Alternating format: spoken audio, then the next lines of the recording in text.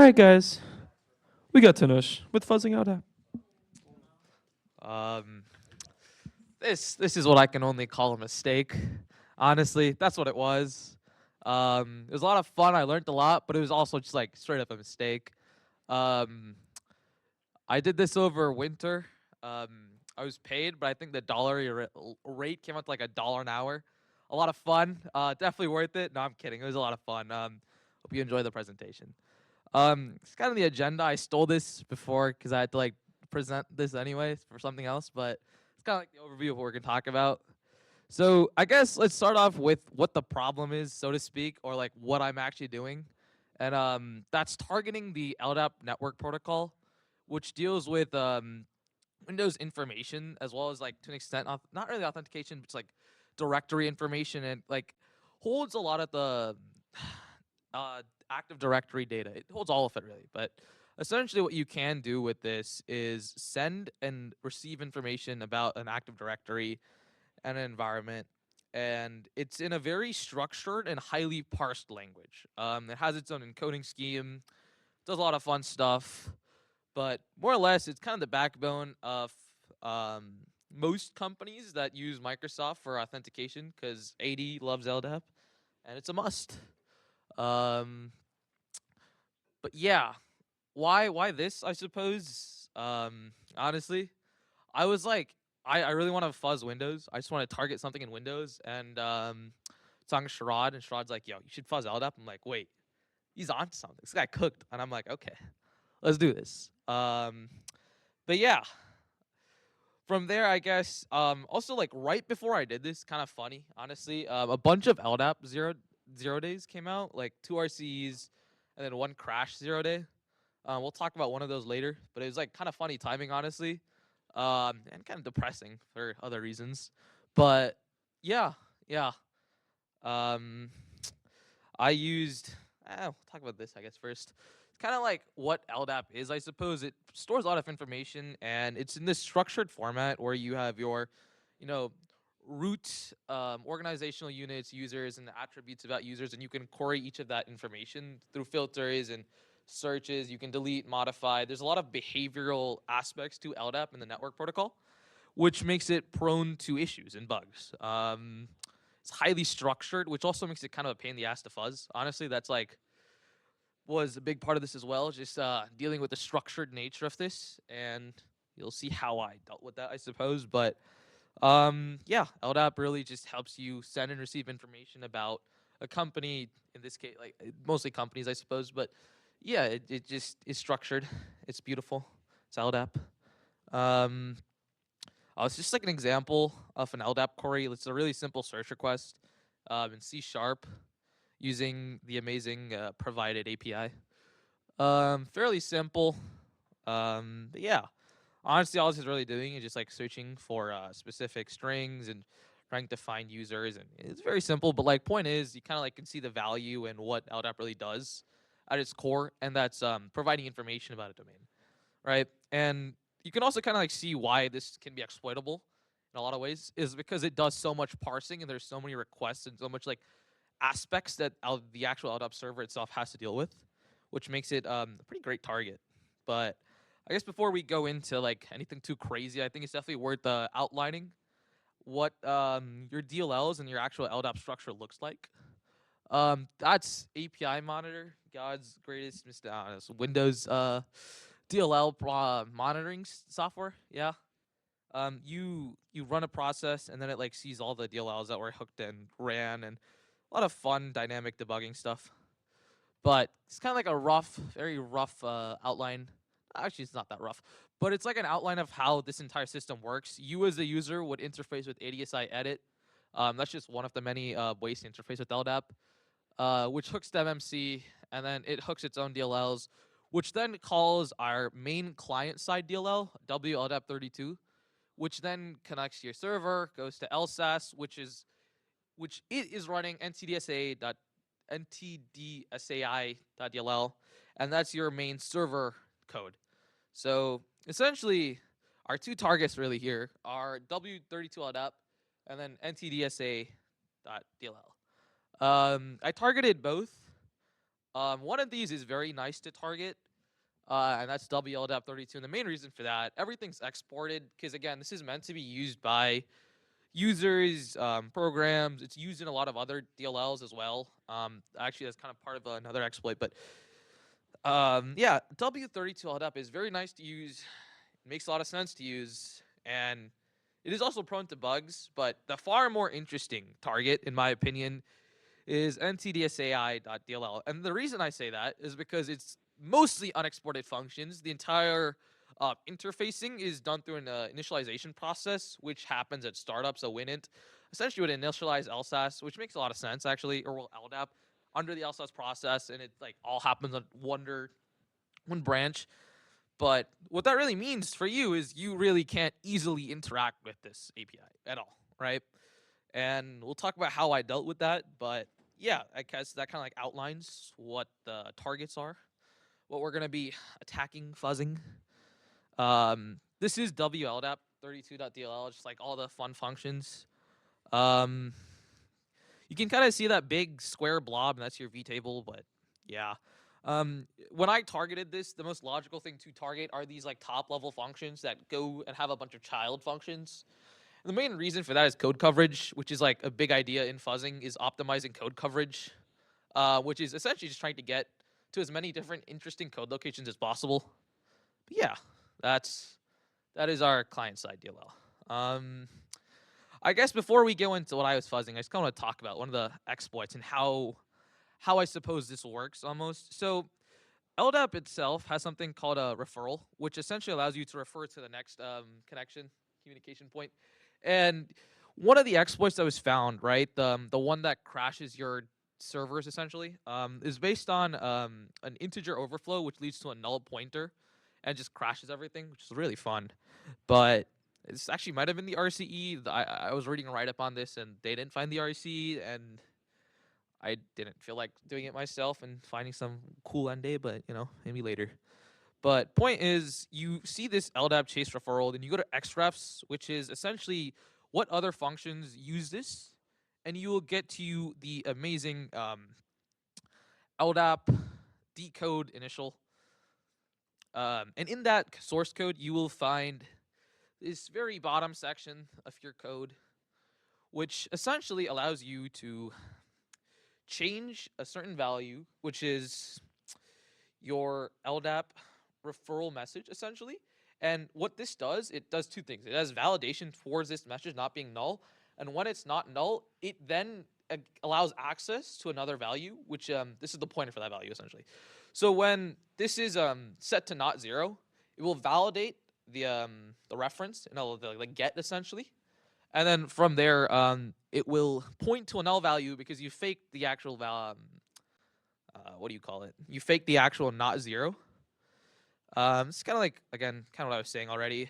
But yeah, essentially we'll fake that value. It's an integer overflow attack.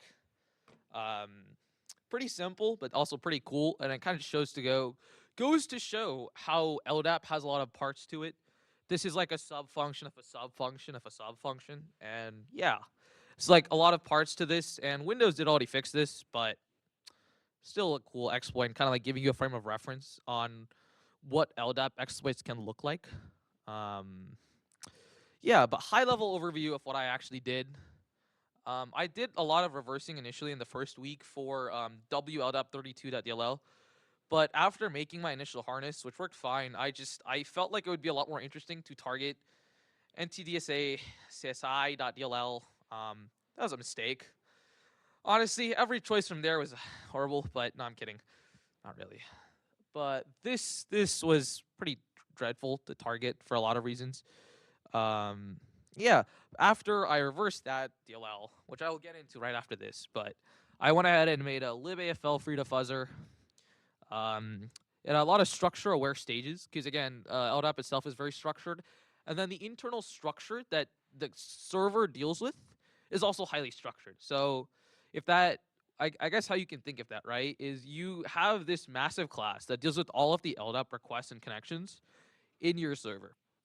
And that has pointers to your actual, network requests, as well as all the information about that, future values, future connections, just a lot of data. Honestly, it is a very large function, and essentially this is the entire LDAP process, right? These two structures are the backbone of everything, and it's highly structured, which is why you have to have like a structure-aware fuzzer.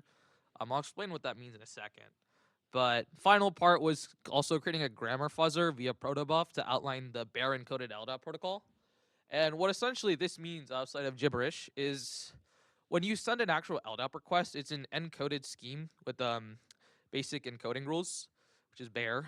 And what that looks like will be later, but essentially every LDAP request is a bunch of binary bytes, and it's easy for this computer to read, not so easy for you to read, which makes a lot of sense. But that also means we want to be able to rebuild this and then mutate off this, which is what Google's protobuf or libprotobuf mutator does for us.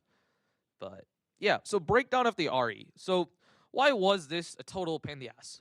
Essentially, it's because you get a fun binary, you get a fun DLL, sorry, and you have no clue what any of the memory mappings of your LDAP con and LDAP request do, right?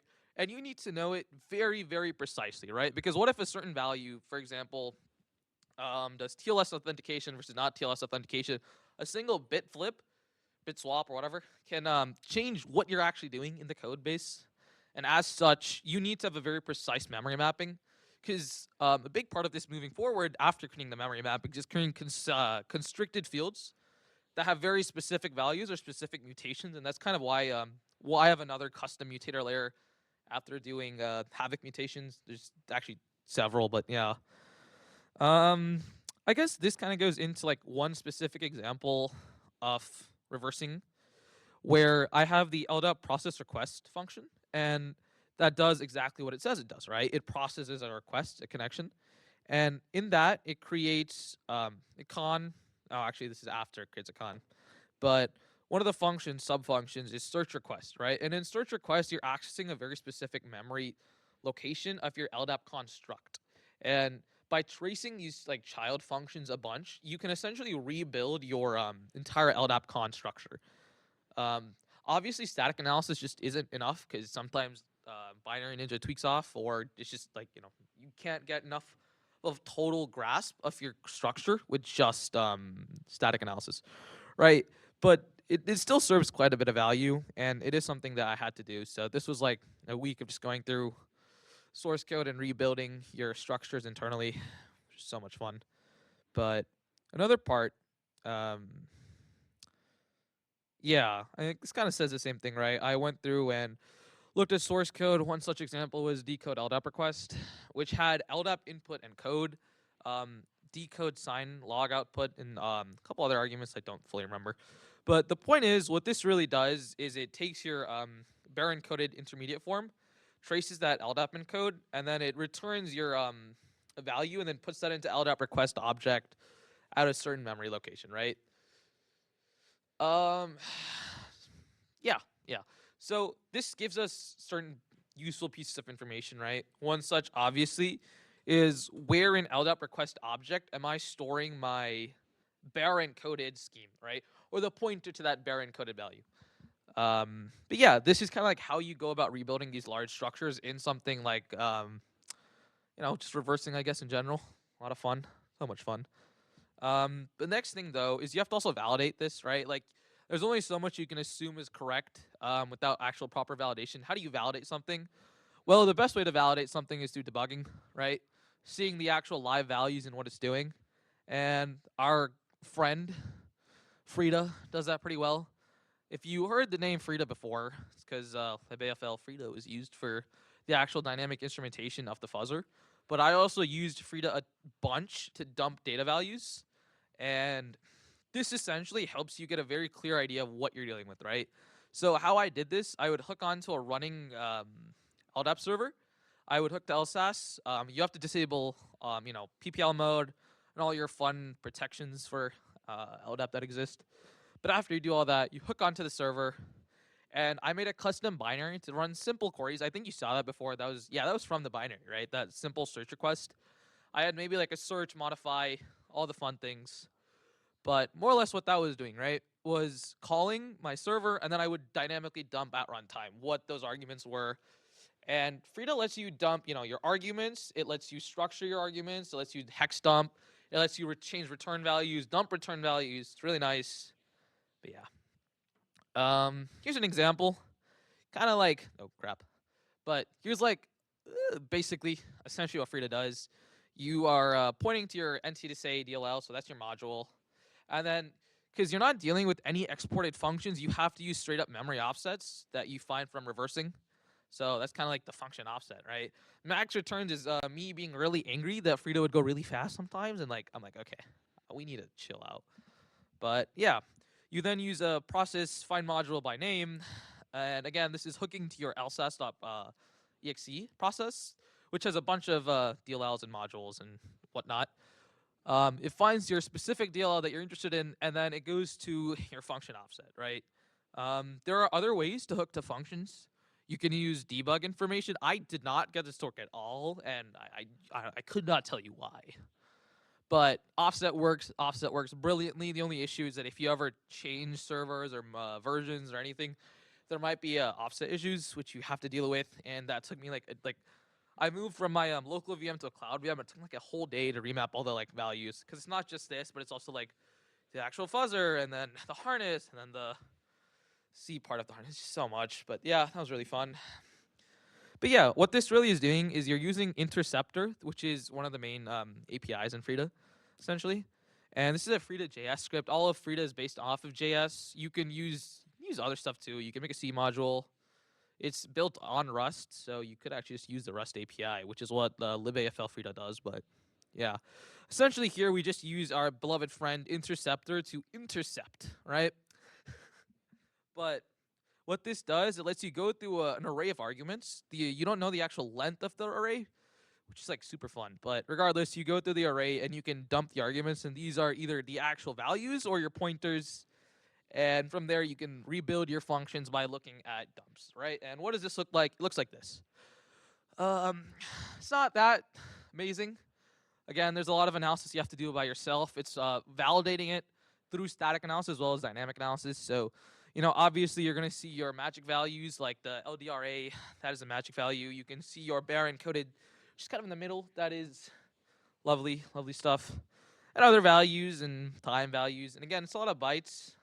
So a lot of it isn't really human readable. It's a lot of stuff that you would have to remap out yourself. And yeah, there are ways to do that.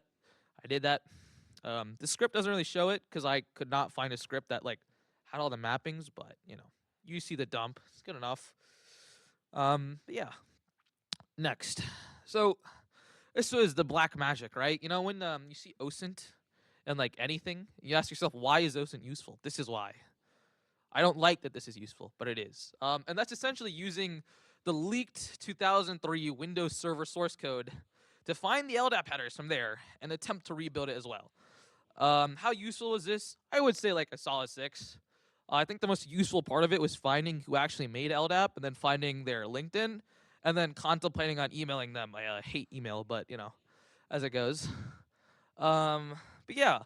I used the 20-year-old source code to kind of guide me. I wouldn't say it's perfect. Obviously, 32-bit, 64-bit. There's a lot of differences, and there's a lot of additions and security features that have been added over the years. Again, just this last month in December, there was 4 LDAP 0 days, and just imagine how many there have been over 20 years. So this code was kind of 50-50, but it was nice being able to see stuff in human readable language with code comments. But yeah, so this is kind of how the rebuilding went. It's a lot of fun. So much fun. But yeah, I rebuilt it essentially in C++, made a header file, and then also to rebuild it in Rust for just initialization and safety, just because I wanted to be extra safe with my values and make sure nothing crashes. Still does, which is awesome. Excuse me. So what is the general logic of my fuzzer then, right? Essentially, we have our corps, which are dumped values with specific sizes for your LDAP con and LDAP request arguments. From there, we do havoc mutations on it, and then I apply controlled fields, right? So certain fields just have to be specific values. Your magic field, references to time values. There are certain things in the actual LDAP pros connect con. That was the target function. I forgot to mention that.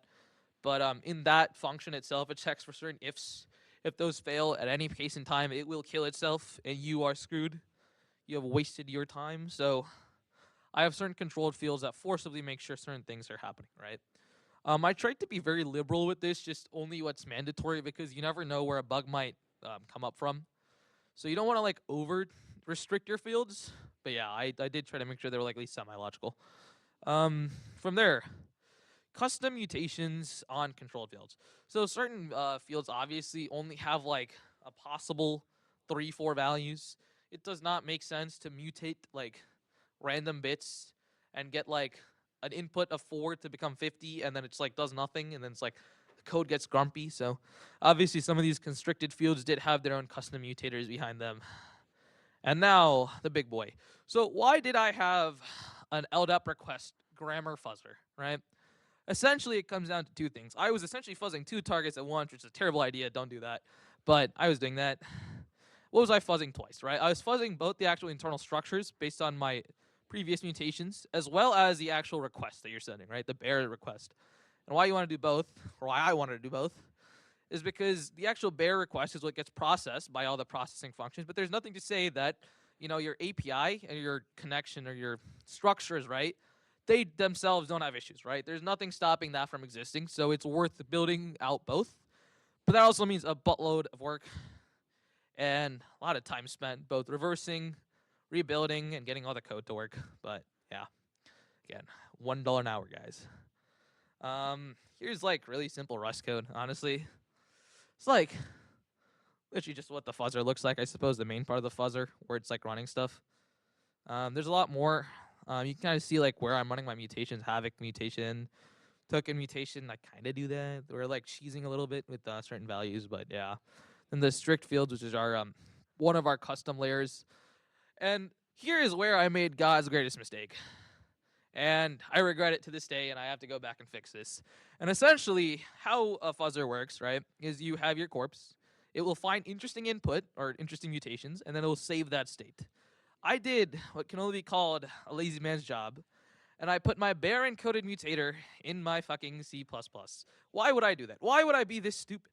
Or sorry, I put it in my C++ harness, right? Why would I put it in a separate layer away from my mutator? And that's because the entirety of protobuf is built in C++ or C. And there's no Rust API, and I would have to build that Rust API, which I want to do, but I didn't want to do it that time. So we kind of copped out, and we have a custom mutator section for the bare encoding to go back and forth, which then is mutated by our lib protobuf. But yeah, fun. So this is kind of what your LDAP bare encoding looks like. It's like a really simplistic way of representing data in bytes, in hex. You can see the amazing CyberChef representation of a valid bare encoding. I actually use this specific value just to validate that my encoding and decoding is like properly working, and I'm not just crazy.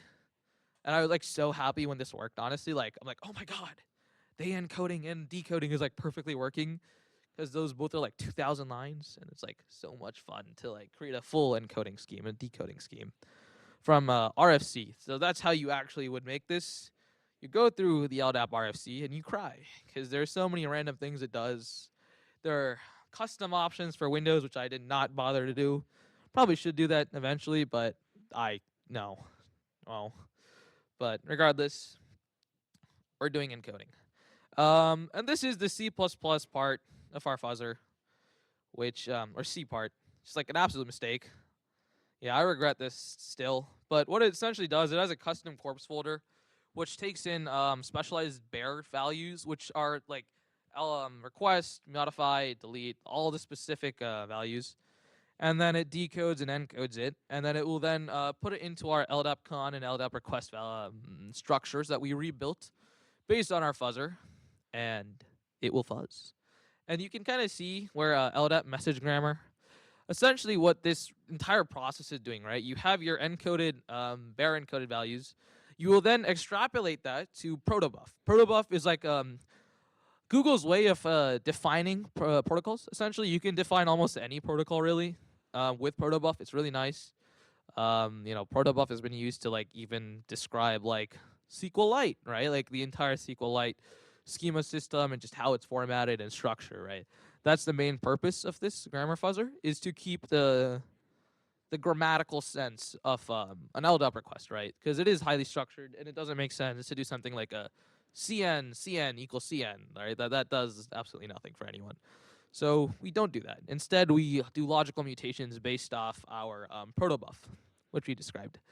From there, we go and set all the values, and we seed our mutator because for whatever reason, lib protobuf is based off a seed. But yeah, so essentially, it knows what specific values and mutations to do based off said seed, and that seed is pretty simple. It's just size and then XORed it by oxf, FFF. But yeah, this all works, which is like so happy. You have like no idea how much fun this was to make working, but I was just so happy when it worked, honestly. But yeah, all of the mutating protobuf, and then it like patches it into our LDAP request, which is where the actual bare encoded value lives inside of LDAP request destruct. This is the funny log file of when it worked fully.